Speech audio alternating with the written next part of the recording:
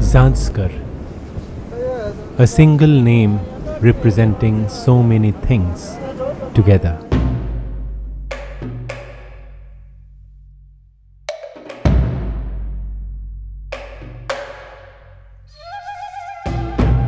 Zanskar is a 640-kilometer mountain range. It is also a river, a valley. It is a culture of its own which is still alive since the Bronze Age, when men first started living here.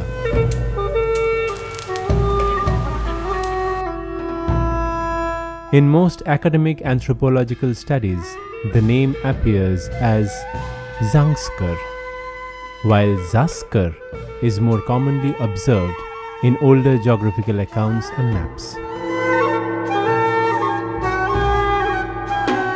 Zangs in Tibetan means copper, and the natural occurrence of copper in these regions might have contributed to the first syllable. The second syllable, however, might mean many things.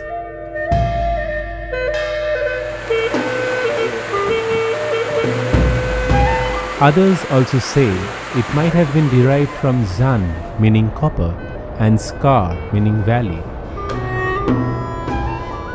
The famous British ethologist and primatologist John Hurrell Crook, who had led several expeditions to Zanskar region since 1977, suggested an interesting theory that the origin of this name might also be Zan Amkar, meaning food palace, as staple food crops were abundant here in the middle of an arid land.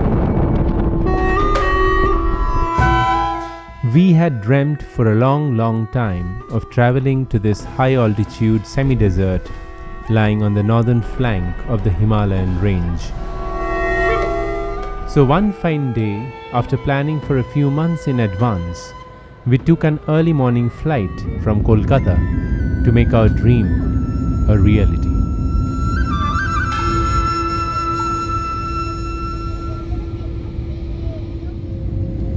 Northern India was experiencing one of the worst weathers of the year. We landed in a rain-drenched Delhi airport, where we had to catch our connecting flight to Leh. We are actually waiting outside Terminal 1, and we are waiting for the connecting shuttle to Terminal 2. The connecting bus between Terminals 1 and 2 goes through the New Delhi city roads and takes about 15 to 20 minutes. And we had a lot of time in hand actually, but somehow something wrong had to happen, and we found out that even though in Kolkata a drone is allowed in cabin luggage, but in Delhi it is not. So we had to again check in only the drone.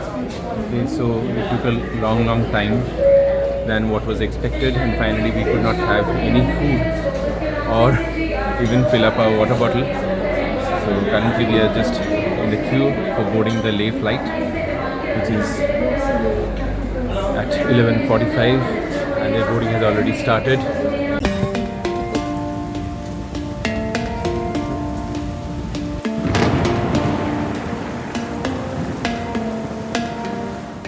Though we couldn't witness the majestic snow-covered mountains from the flight, the first experience of landing at a high-altitude airport is always special.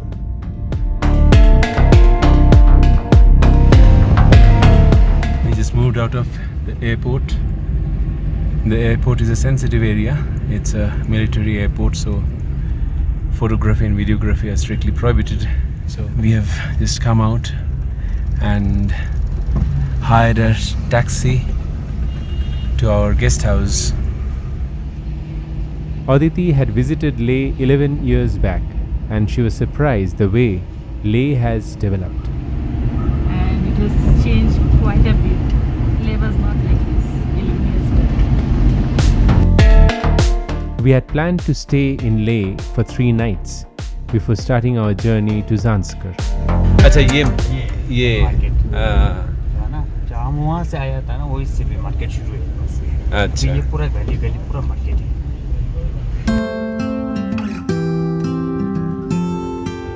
The main market of Leh has drastically changed over the past few years. With the influx of tourists and technology, Leh has modernized. During the 3 days we stayed in Leh, we spent quite some time exploring the market. The new contemporary city centre, which replaced the old traditional Leh market. But you will still find these women selling vegetables on the sidewalks. In the middle of this main market, you will come across two beautiful mosques. One with an easily identifiable architecture, the long turrets and the green and white color scheme. The other, the more revered and historic Jama Masjid of Leh. Built in the 17th century, post an accord between Aurangzeb and Ladakh's king, Deldan Namgyal. This is a testimony of the religious harmony in the valley. We were fortunate to witness two completely different days in Leh, especially the first day, which was completely dark and rainy. On this day, all passenger flights to and from Leh got cancelled, and there were many who got stranded in Leh for the day. The second day was a stark contrast from the first. Clouds were disappearing, giving way to the sun, just like most would want to experience in Leh. ये वाला रखना आपके लिए? नहीं? और PC है अभी तक। 11 साल पहले मैं आई थी तब ली थी, अभी तक नहीं बना है। मैं ज़्यादा नहीं करूँगा, मैं 2000 बस 1350 का एक 1600 करिए। वो मैं सर- पहले वो 800 करके मैं बोला था। वो आपने बताया था, लेकिन मैंने भी सर आपका भी मान रखा और अपना भी, क्योंकि बोनी के लिए। There are several Tibetan refugee markets around the main market of Leh, where you will get an enormous variety of collectibles. Figurines of different sizes, Tibetan prayer flags and prayer wheels, Nepali khukri, colorful thanka, various masks, and a lot more to choose from.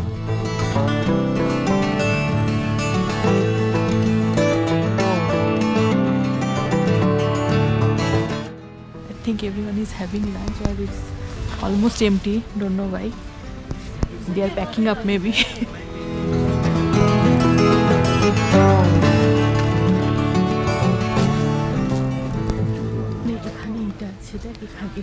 I need some Ganesh's mathas. Which one do you like? All of them. Maybe the red one and the blue one.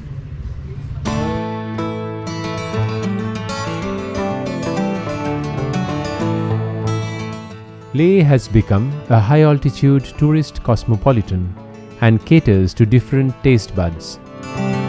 During our few days stay in Leh, we tried a couple of varieties like Ladakhi food, Punjabi food, and even Korean.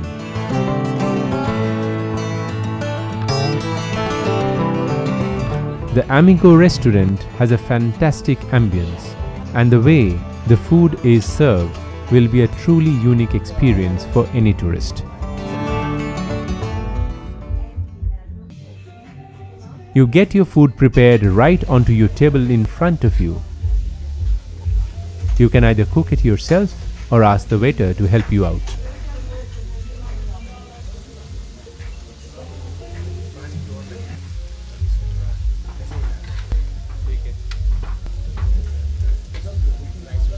I think we will have a different kind of dinner today.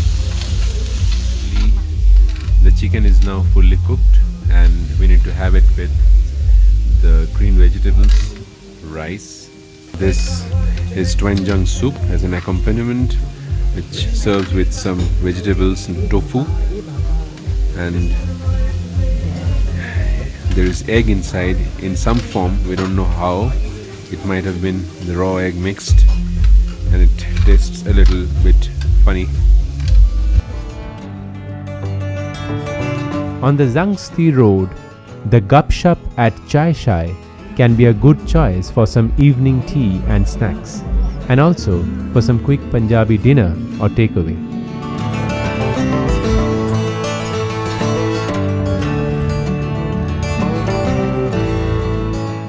The Ladakh Himalayan kitchen, just opposite to the I Love Leh signboard, serves exceptionally tasty Ladakhi or Tibetan dishes.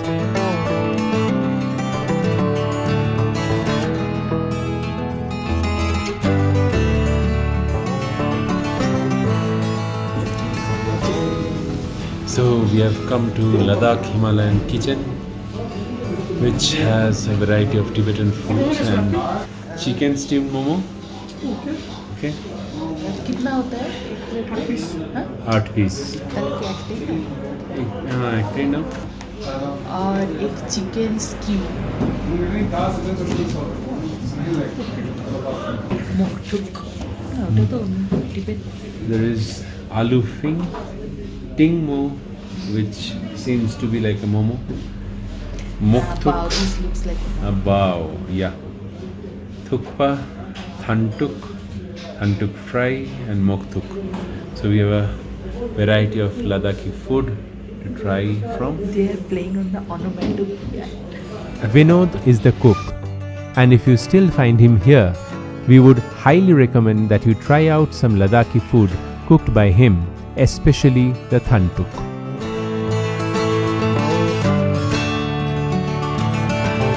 During our 3 nights acclimatization stay in Leh, we stayed the first 2 nights at Mentokling guest house on Changspa Road. So this is the balcony of our guest house at Mentokling, and Aditi discovered that from here the Leh Palace is just at a stone throw distance. The last 2 days was completely gloomy. It was covered with clouds, but now that the sun has come out, it's really looking brilliant. Apart from being a nice place to stay, an exciting trivia about this property is that it belongs to Padma Shri and Arjuna Award winner Shri Sonam Wangyal. At 23 years of age, he was the youngest member of the first ever successful Indian climbing expedition to Mount Everest. It was the first expedition in which 9 climbers had reached the summit, setting a world record that India held for 17 long years. We also met a very interesting character called Buddha, who works here as a bearer. बुड्ढा, तुम इधर मेंटोक्लिंग में अभी काम कर रहे हो, हाँ जी। तो पहले क्या करते थे? पहले मैं मॉन्क था, पूजा करते थे और चोकलम सार मोनेस्ट्री कर्मा गुम्बा। उसके बाद मैं अभी हुआ पहले दिसंबर को मैंने मॉन्क निकल के गया था। उसके बाद नेपाल में 2 महीने जैसे बैठा। हाँ। उसका इधर आ गए। तो तुम नेपाल का ही रहने वाले हो? हाँ जी। कौन सा नाम बोला गांव का तुम? ललितपुर। ललितपुर, अच्छा। और इस साल दिवाली मनाने बोला ना, इसलिए दिवाली के लिए जा रहा हूँ। अच्छा। नहीं तो मैंने कभी नहीं मनाया दिवाली। कभी नहीं मनाया? नहीं, छोटे से कभी याद नहीं है, पर मनाया होगा, पर छोटे में याद नहीं रहता ना। अभी बस फर्स्ट टाइम जैसे लगता है अभी तो कितने उम्र था तुम जब मॉन्क होके इधर आ गए? 8 या 7 कुछ में था। 7-8 साल? हाँ, 7-8 नहीं तो 9 इतना में था। हाँ। अच्छा अच्छा। उसके बाद पर मैं नेपाल में भी मॉन्क था, छोटे में भी। मैं 4 साल का होने तब से मॉन्क ही बैठा बोला नेपाल में भी। तो कौन सा लाइफ ज़्यादा अच्छा लगता है, मॉन्क का लाइफ या अभी जो तुम नॉर्मल लाइफ बिता रहे हो?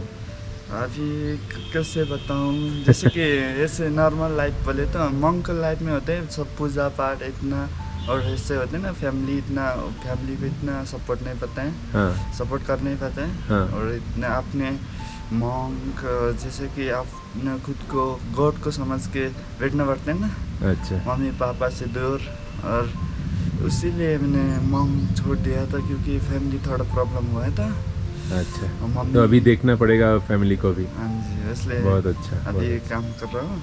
बहुत अच्छा लगा तुमसे मिलके। ठीक है, Thank मुझे भी आपसे बहुत अच्छा लगा। Thank you. For the third and last night, we were shifted to an adjoining hotel as Mentokling guest house was getting closed. So we are now leaving Mentokling guest house. We are booking of 3 days. After 2 days we are leaving because the staffs are closing. The hotel is actually closing down for this year. The staffs are leaving for Nepal by tomorrow. Before that they have to clear up the entire water tank because it freezes in the winter. They have to put down the solar power and everything that is needed for the hotel to run. So right now they are also closing it down and we are being shifted to a new place. It's just the Amigo, the Korean restaurant. So this is here, this is where we are being shifted to.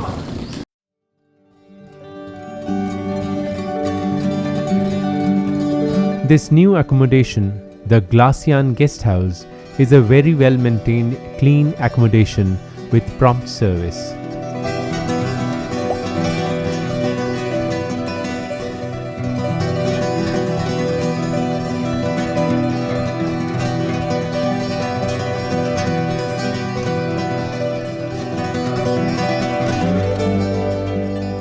After we completed the mandatory acclimatization of 48 hours in Leh, we were ready to finally set off for Zanskar. Lobsang Sherap from Zanskar Kanishka Expeditions had arranged everything for our 10-day Zanskar tour. Tenzing, one of the humblest persons I have ever met, was our driver. Thus began a magical and unforgettable journey to one of the remotest parts of India.